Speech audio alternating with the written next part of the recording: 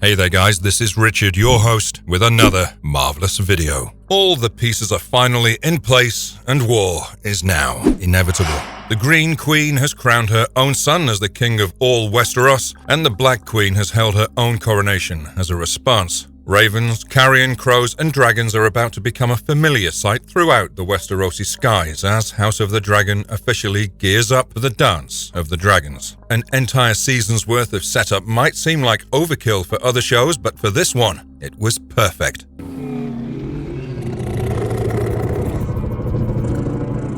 In fact, it was necessary. But as you guys know by now, no book-to-screen adaptation is going to completely abide by the source material, and it's the same story when it comes to this HBO Max offering's season finale. So, without further ado, here are the 10 biggest differences between Fire and Blood and House of the Dragon Episode 10 explored. And spoiler warning if you haven't seen the episode yet, because there will be a lot of those in this video. Before we go into our explanation, we have a very small request. If you like our content, please support us by subscribing to our channel. This is a small click for you, but for us, it means a lot. Thank you. Let's begin. Sir Eric, bring me Lord Hightower so I may take the pleasure myself.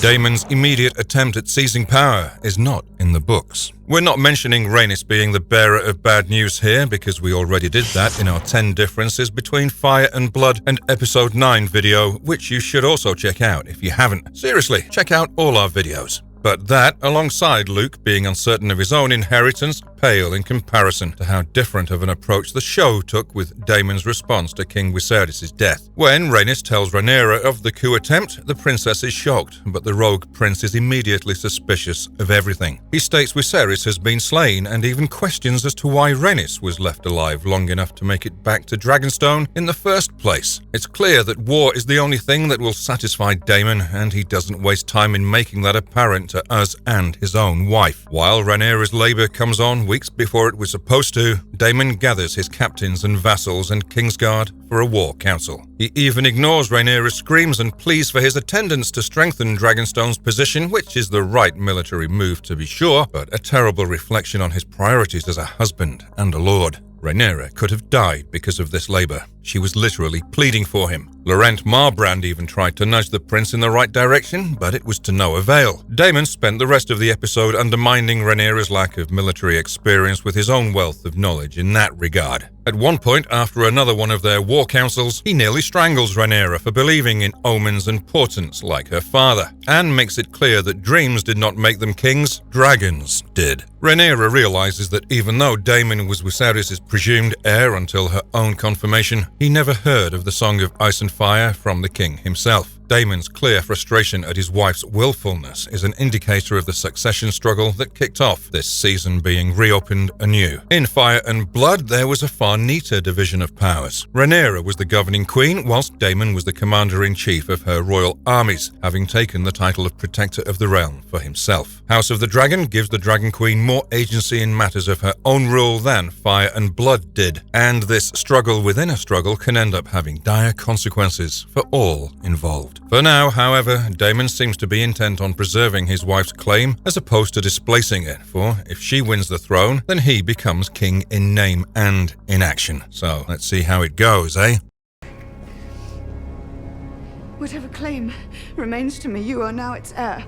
Jacaerys was not named Prince of Dragonstone in Rhaenyra's birthing chamber. One of the more unintentionally funny moments of this episode, if you can even call it that, is Luke calling his mom perfect, and then Rhaenyra immediately cursing in front of her children as she goes into labor. It's a moment of brevity in what is otherwise a heartbreaking finale for the Black Queen. But it's also inconsistent with the books in that Jacaerys was not given his birthright in his mother's birthing chamber. While the depiction of Rhaenyra's early labor onset and everything that came with it is accurate, the fact that Jace and Luke were there to witness her trials is not. It was once again Princess Rhaenys Targaryen whose presence ensured that the Black Queen's claim was not burnt before she got the time to take stock of things. Rhaenys knows that Daemon wants war more than anything else, and she sends Jace and Luke to their mother to prevent just that. Being Rhaenyra's eldest son and heir, Jacaerys' manhood will be put to the test at every twist and turn of the war to come, and being named Prince of Dragonstone by his laboring mother was the first step towards that.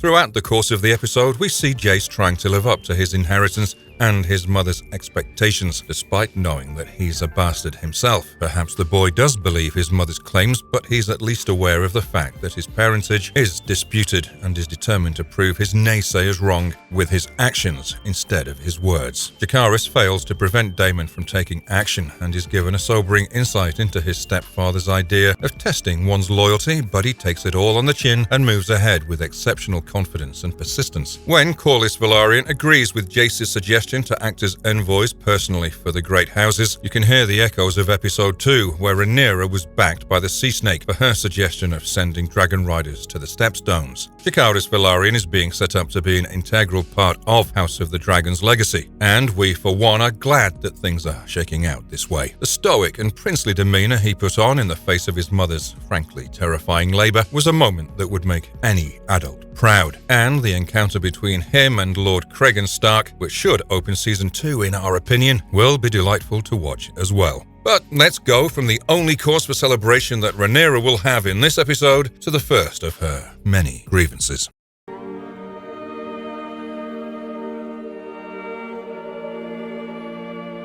Rhaenyra's stillborn child was somehow more monstrous in the books. Princess Rhaenyra Targaryen's sixth labor was by far the most disturbing thing that the Game of Thrones franchise has shown us. And yes, we're counting the Red Wedding as well. It's the simple fact that Rhaenyra went through the entire thing by herself that made it such a terror and a wonder to behold. No man can imagine the pain of childbirth, let alone doing it yourself, but they can relate to the grief that follows should a mishap occur, and that certainly is the case for Daemon and Rhaenyra as well. Both parents mourn their lost child in their own way, Daemon crying in isolation and Rhaenyra choosing to prepare her baby for the Silent Sisters herself. But as disturbing as Rhaenyra's sixth labor and childbirth was to behold, we might have been spared something even more disconcerting. In Fire and Blood, Rhaenyra's labor is just as bad as the one we see in the show. She does scream at her child to get out of her womb like a madwoman and calls it a monster multiple times. But that is about where the similarities end. In the books, Rhaenyra's labor was far longer. She labored for 3 whole nights, cursing up a storm all the while. When her baby finally exited the womb, it was somehow even more hideous than what we saw in episode 10.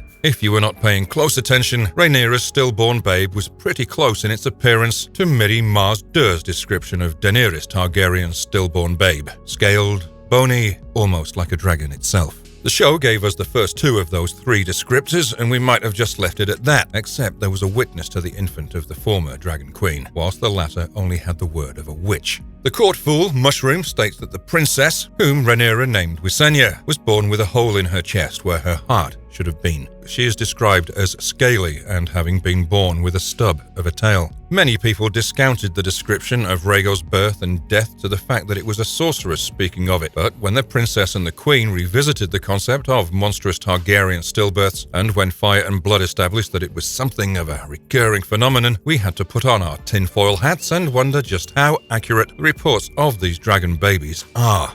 For instance, Mushroom's testimony is largely considered to be a collection of gossip, slander, and infidelities, all done in the service of making the royal court appear more colourful. But Mushroom is also the only source for the events of the Dance of the Dragons that was with Rhaenyra during it. The other sources were all bound in service to Aegon or the Iron Throne, so determining the veracity of his statements then becomes a moot point. Sure, he could be lying about carrying Princess Visenya to her pyre himself, but that doesn't mean his description of her was also a fabrication. It has been implied multiple times that the Targaryens share a closer bond with their dragons than they do with other men. It has even been suggested that Valeryon flesh and blood was involved in their very creation, making dragons more of a terrifying magical pet project than wondrous creatures of fire and nature. And there is a real-life skin disease called harlequin ichthyosis, which backs up this idea of monstrous stillbirths. A person suffering from this disease is born with scaly skin, often shaped like diamonds,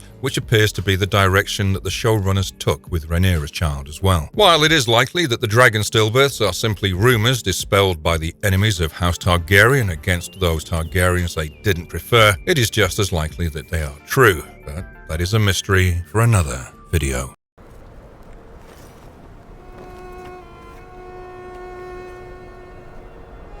Sir Steffon Darkling brought Rhaenyra her father's crown not Sir Eric Cargill. This point and the next one are going to feel like us nitpicking for differences, but trust us when we say they matter. Sir Eric Cargill has been set up as a true knight of the Kingsguard and a server of the rightful ruler since his introduction to the story. His words and work in episode 9 did not go unnoticed by the audience, and it's pretty clear that him and his brother Eric are destined to be on a collision course. It is that one detail that perhaps made the showrunners think that it would be better to have him fulfill the role Sir Stefan Darklyn was supposed to play in the Dance of the Dragons, but we think this swap was made just to hype up the Cargill Bowl to come. Because if you guys know anything about House Darklyn, especially during the first century and a half of Targaryen rule, then you would know that it is closely tied to the protection of the royal family. 7 Darklyns served in the Kingsguard by the time Jaime Lannister became its Lord Commander, more than any other house in the history of Westeros, and most of them during the time the Targaryens still commanded dragons. Sir Robin Darklyn, called Dark Robin, was one of the first 7 of the Kingsguard. His descendant, Roland Darklyn, was given a white cloak and taken by the Silent Sisters an hour later, for he was made a Kingsguard on the battlefield. The good Queen Alizan took on Lord Darklyn's bastard daughter, Jonquil Dark, as sworn protector after she was attacked at Maidenpool and lost her baby as a result. So the Darklyns have a storied history of protecting Targaryen kings, and Sir Stefan was perhaps the greatest of them all. He not only had the distinction of being Kingsguard to Viserys, but he was also made the first Lord Commander of Rhaenyra's Queensguard, making him the spiritual predecessor of Barristan Selmy in a way. Sir Stefan's arrival at Dragonstone took place after Rhaenyra had mourned her lost child, so it was a cause for celebration as well. The show decides to tell us that he had been serving as a Kingsguard from the days of King Jacaerys, which would have made it even sweeter if he had been the one delivering Rhaenyra her crown, for it would show you the meaning of loyalty without Daemon having to question it. House of the Dragon had the perfect opportunity to make a statement about Rhaenyra's legitimacy as a ruler here, but decided to prioritize drama instead, which we understand, but we also hope that it doesn't turn the audience against them eventually.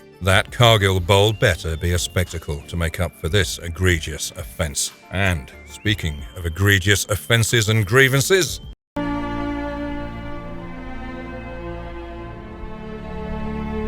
Rhaenyra was not coronated at her child's funeral. Ned Stark once told his son Bran that the only time a man can truly be brave is when he's afraid, and that's the kind of energy that Rhaenyra Targaryen exuded throughout the episode, at least up until the very end. Nowhere was this more palpable than the funeral scene for Rhaenyra and Daemon's stillborn child, as it also became the unexpected sight of her coronation. Up until this point in the episode, Rhaenyra had put off all decisions with regards to the succession until after she was done dealing with her child's birth. She had not addressed it at any point before or during the funeral, as she was understandably preoccupied with grief and mourning. But the arrival of Sir Eric Cargill from King's Landing with the crown that her father donned and his grandfather donned before him changed all of that. To be fair to Sir Eric, he could not have known that he was walking into a funeral when he set off from the capital, but his arrival and immediate pledge of obedience to Rhaenyra compelled her to take the crown then and there. I mean, for a second it looked like Daemon might take it for himself, but he chose to crown his wife and kneel to her instead, something he also did in the books. What he also did in the books was name himself Protector of the Realm, something he doesn't do in the show and might end up causing all sorts of problems for the royal couple down the line. This is in stark contrast to the books where Rhaenyra was crowned in a hastily arranged coronation that also saw her son Jacaerys be appointed as Prince of Dragonstone. Call it Martin's affection for noble pageantry or our aversion to the blood-curdling screams emitted during childbirth, but we'd have preferred a ceremony instead of what we got just to cut through some of the heaviness of this episode. The Black Queen was a glacier in terms of his emotive weight, and a formal ceremony could have conveyed all the strength and unity that the show decided to splice into individual scenes altogether, and had it make the Blacks appear more cohesive as well. The fact that she was literally made queen at her child's funeral, just how her mother and brother's funeral made her heir to the Iron Throne, is a neat piece of symmetry, but also too macabre for our taste. It's almost offensive in a sense because, at least let her breathe for a moment. Jeez. But if we've learned anything from the show so far, it's that life progresses at breakneck speed, and sometimes the winds of war bring the unlikeliest of envoys to your bleak and stony shores. I've been directed to deliver her message only to Princess Rhaenyra. Otto Hightower never came to Dragonstone to deliver Aegon's terms to Rhaenyra. In yet another full circle moment from early on in the series, Otto Hightower makes his second visit to Dragonstone and is met by Rhaenyra Targaryen upon Syrax for a second time. But this go-around is clearly not going to work out in his favour, because the Black Queen crosses Otto and his men to take Daemon's side, where she had once opposed her good uncle. Otto is here to treat on behalf of his daughter and his grandson. He gives Rhaenyra generous terms that will allow her to keep Dragonstone and ensure Driftmark will pass on to Lucerys and see her sons by Daemon given places of high honour in King Aegon's court. Daemon once again spits fire at Otto's sheer nerve and naked treachery, and Rhaenyra once again has to cut her own path between these two men. But it's honestly surprising for us that Daemon didn't behead Otto before Rhaenyra got to the meeting, because he would have certainly done so had this been fire and blood. When the Green Council is convened, Alicent and Otto lay down their reasons for why Rhaenyra should not become queen, and chief amongst them is Otto's resentment for Daemon. He says to his leal lords that if Daemon was allowed to take the Iron Throne, even as a prince consort, he would be a second Maegor the Cruel, and that his own head would be the first to see a spike. Because he did not wish to give the rogue prince that opportunity on a silver platter, Otto did not travel to Dragonstone himself when Alicent dispatched peace terms from King's Landing. Grandmaster Orwell was the only member of the small council to have travelled to the ancient Targaryen stronghold, and while he does so in the show as well, his role is mainly relegated to being a spectator. While the episode manages to reconcile this lapse in logic by making Alicent the heart of his negotiating tactic, the affection of companionship does not exist between the princess and the queen in Fire and Blood. There, they are simply two ladies competing to become the First Lady of the realm, and everyone else is fair game. Otto's abhorrent presence on the hallowed grounds of Dragonstone was rationalized with a single torn page from a history book Rhaenyra and Alicent would read from together as young women, and it also partially explains why the Black Queen did not have Syrax burn him and his retinue on the spot. This is a story as much about Rhaenyra and Alicent's fractured friendship as it is about Daemon and Otto's ambitions, so of course it makes sense that the Black Queen weighed her options and deliberated on the matter with her council members before making a decision. It's just sad how words left unspoken have brought so many people who once loved one another on the brink of war. And speaking of war, King's Landing will have my answer on the morrow. the Greens did not fly green dragon banners, and Rhaenyra rejected Aegon's terms immediately in Fire and Blood. One of the things that makes the Song of Ice and Fire so memorable for us is the colourful world that George R.R. Martin has created for us to experience, figuratively and literally. His noble houses of coat of arms and heraldry that would put the Dark Ages to shame, and when those banners are called to war, Martin's soldiers end up looking a lot like the cloak that the tattered Prince of Pentos wears as the commander of the Windblown. But these colours and images all hold a symbolic meaning when it comes to the larger story, and that is the same for Rhaenyra and Aegon's chosen personal heraldry. In Fire and Blood, though the princess and the queen's respective parties are known as the Blacks and the Greens, those colours do not exactly play an important role in their heraldry. Rhaenyra, for one, takes the traditional three-headed Targaryen sigil and quarters it with the falcon of House Arryn, the noble family her mother came from, and House Valeryon, the noble family she was tied to by marriage and blood. It was this banner that her supporters waved during the Civil War, known as the Dance of the Dragons, though it appears as though the TV show intends to have her take the traditional Targaryen heraldry only. That is not the case for King Aegon, however, whose entire battle standard seems to have been changed to better reflect the people who truly instigated this war. In the books, King Aegon II holds a special distinction amongst all Targaryen kings, in that he is the only one to change the colouring of their traditional heraldry to match his own royal steed. 8 Targaryen royals had claimed the Iron Throne before the dragons died, including Rhaenyra, who is only seen by Westerosi histories as a usurper. Aegon the Conqueror, Maegor the Cruel, and Viserys the Peaceful all rode Balerion, the Black Dread. King Aenys flew Quicksilver, while King Jacaerys was accompanied by Vermithor the Bronze Fury. Rhaenyra's Syrax was a beautiful yellow that almost seemed golden and would have made for a splendid war banner, but it was only King Aegon who changed the official Targaryen colours from black and red to black and gold. The three-headed dragon was given the colouring of Sunfire the Golden, the magnificent beast that was Aegon's personal mount, and it was this banner that the Greens used throughout the war. By changing the colouring of his banners from black and red to green, House of the Dragon is telling us that though Aegon might be king, he rules only in name. It is his grandfather and his mother that truly rule from King's Landing, and the sails were not the only thing different about the diplomatic mission that arrived on Dragonstone. Remember how we said that it was only Grand Maester Orwell who came on behalf of the Greens? Well, he took Rhaenyra's answer back the same day, and it was a firm no. Orwell also lost his Maester's chain to the Dragon Queen quite literally when she had it stripped off his neck and given to her own Maester Jacaerys. Orwell returned to King's Landing that same day with the Queen's answer and without his chain of office. So you can see why these little changes can add up into becoming massive deviations from the story. Don't tell us it wouldn't have been cool for you to see Rhaenyra yank Orwell's chain off his neck and give it to her own leal servant, because we know you're just waiting for her Jacaerys moment. But sadly, you're going to have to wait for Season 2 to see that happen, if it does at all. Alicent was the only person who could have stayed her hand from certain war, but all hope of peace was extinguished by the time the episode came to an end. Brings much relief to see you hale and healthy again. I'm very sorry about your father.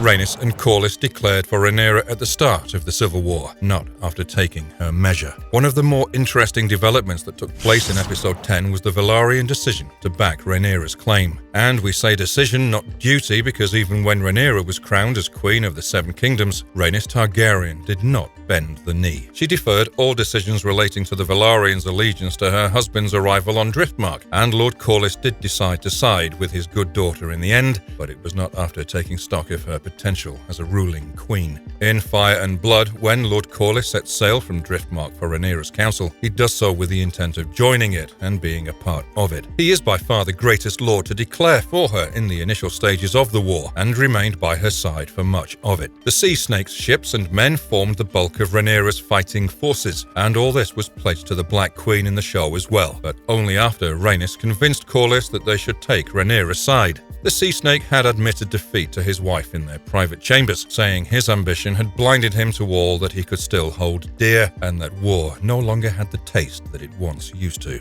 He opens his dialogue with Rhaenys by saying it seemed as if Westeros had a new king, and seems determined to not pick a side in the war to come. Then Rhaenys tells him of Rhaenyra's wisdom in showing restraint, when all her lords urged her to go to war, and that was what sold Lord Corlys on backing her claim. Remember how Lord Bartimus Celtigar urges Rhaenyra to burn down King's Landing, and she tells him she is not here to be queen of the ashes and the bones? Well, that line was the Sea Snakes in the books, who was the most commanding voice on Rhaenyra's Black Council, despite her husband Daemon also being present for it. Daemon is not in the Chamber of the Painted Table when Corlys attends Rhaenyra's War Council, and the Sea Snake and his Red Queen affirm their pledges once they are comfortable in the knowledge that she will be a good queen. These character motivations will prove essential to understanding some of the things that happen in the latter stages of the series, so do keep them in mind.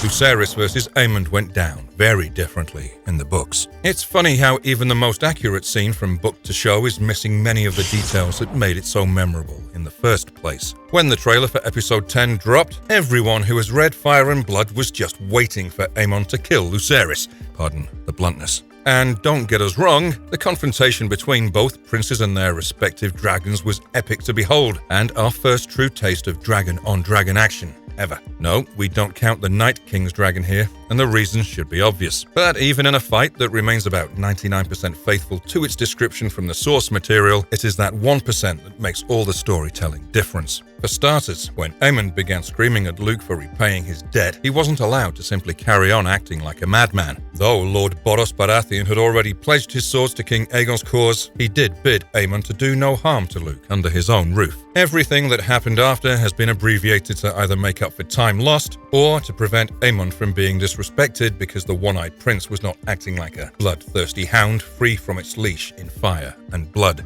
There, Aemond did try to provoke Luke, but was actually persuaded to not exact his revenge in Lord Boros's halls. Prince Jacaerys was escorted to the yard by Baratheon knights, and it looked for a moment that nothing might transpire. And then Prince Aemond was pricked in his pride. Maris Baratheon, one of the 4 daughters that Lord Boros was hopeful would marry him and thus join House Baratheon to the Iron Throne, taunted Aemond for his inaction.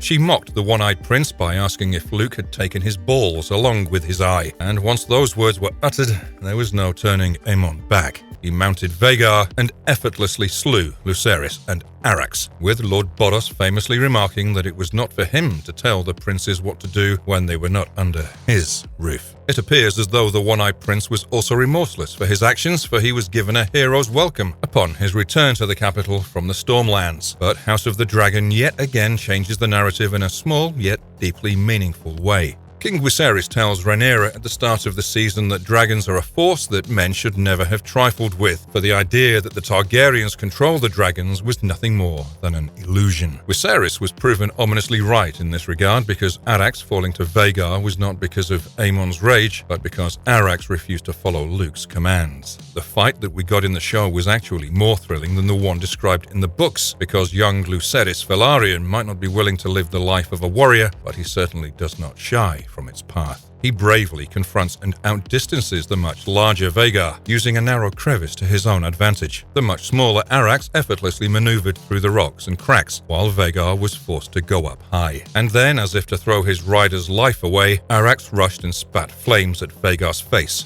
At this point, the oldest living dragon just had to protect its reputation, didn't it? Dragons have their own personalities, remember, and counting 180 years has made Vhagar rather willful herself. She defies Aemon's commands to serve and obey and just crunches Arrax into 3 pieces, Luke amongst them.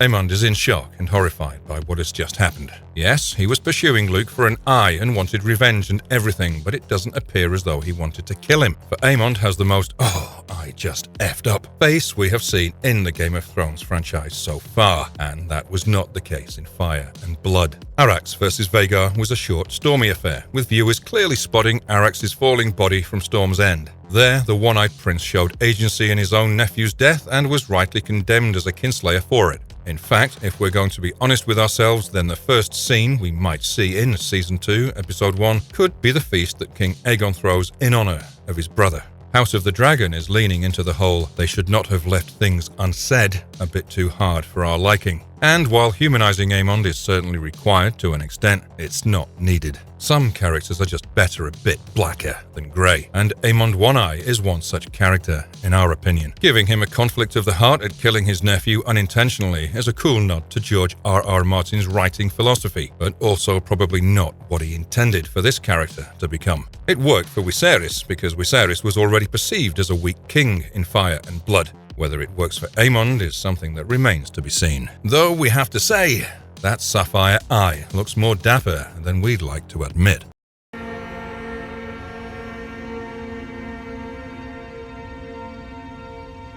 Prince Daemon was not present at Dragonstone to deliver the news of Lucerys Velaryon's death to Queen Rhaenyra Targaryen. The final change in the season finale of House of the Dragon Season 1 is yet another that might seem like a nitpick at first, but will make more sense as we explain it. Right after we get a close-up shot of Aemon's "I done messed up, son" face, the show cuts back to Dragonstone, where the Black Council is in full effect. Rhaenyra is presiding over her lord's bannermen when Daemon walks in, takes her to the side, and breaks the news to her. Lucerys Velaryon, second-born son of Queen Rhaenyra Targaryen and the future Lord of the Tides, was dead at the hand of his uncle Aemond. The books tell us that Arrax's severed head washed ashore and Luke's body was never found. We know now that that's because it's in Vhagar's belly, but the books tell us that witnesses to the battle saw Arrax fall, so that might be subject to discussion. Rhaenyra is broken by this news nonetheless, and the last shot of Season 1 is an angry and grief-riddled Rhaenyra preparing to bring Fire and Blood to the Hightowers. Luke's death did affect Rhaenyra in a big way, and Prince Daemon did have something to say about his stepson's murder, but both of those things are very different in Fire and Blood. For starters, Prince Daemon is not even at Dragonstone when the news reaches him. Remember how Daemon was talking about the Riverlands being the key to victory in the war to come,